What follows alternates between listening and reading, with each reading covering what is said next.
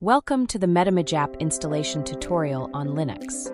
First, go to our GitHub repository and scroll down to find the latest release. Click on it to go to the release page, where you will find all the assets you need for the installation. We will be needing the Linux files only.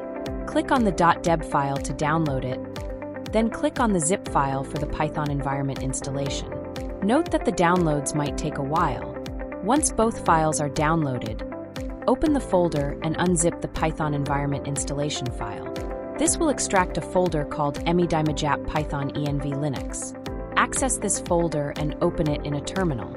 In the terminal, run the provided bash command to start installing the Python environment.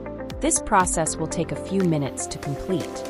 After the environment setup is complete, it's time to install the app. Go back to your Downloads folder and open it in the terminal. To simplify the process, copy the name of the installation file and use the apt install command to start the installation.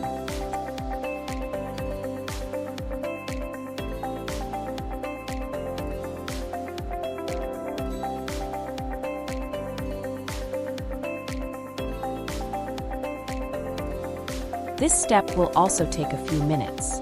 Once the installation is finished, you can open the application by searching for it in your menu.